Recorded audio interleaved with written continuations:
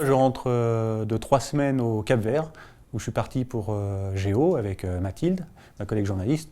Et donc l'idée, c'était d'aller explorer cet archipel qui est à l'ouest de l'Afrique, en plein milieu de l'océan Atlantique, enfin pas en milieu, plutôt près de l'Afrique, et d'aller essayer de découvrir ces 10 petites îles qui ont des reliefs et des caractéristiques toutes différentes. Et on n'a pas fait dans l'ordre tout à fait des îles, on a plutôt fait en fonction des disponibilités des vols, parce que c'est quand même pas si simple que ça à organiser.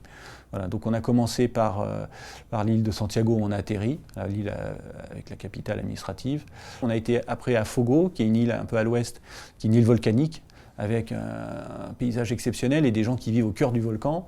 Ensuite, on était sur la plus petite des îles et la plus peut-être traditionnelle, où il y a très peu de touristes qui vont. C'est Brava, dont la majorité de la population s'en va et vit à Boston, aux États-Unis. Après, on est revenu, on a retraversé l'archipel pour aller au nord cette fois, vers São Vicente, la deuxième île principale, sur la partie nord donc. Et là, on a passé plusieurs jours sur une autre île à l'ouest, la plus à l'ouest, qui est Santo Antão, et qui est une île à deux visages, à deux faces, très aride d'un côté, très luxuriante de l'autre, qui est le paradis des randonneurs.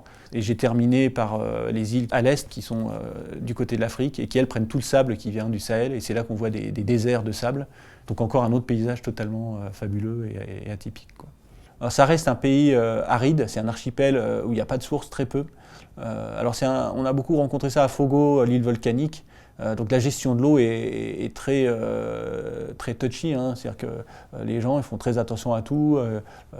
C'est pas comme chez nous, on ouvre le robinet et puis ça coule à flot, on se pose même pas la question. Là, chaque litre compte. Donc ils sont obligés de se faire livrer l'eau dans les villages toutes les semaines dans des grosses citernes.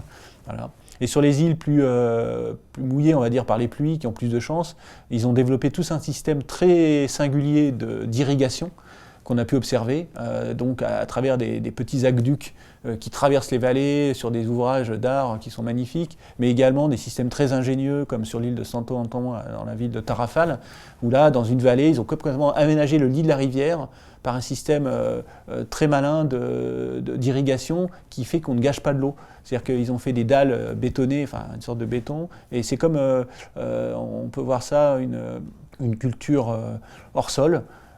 Et ils font de l'igname comme ça. Et donc toute la vallée est remplie d'igname, irriguée de façon très originale et efficace.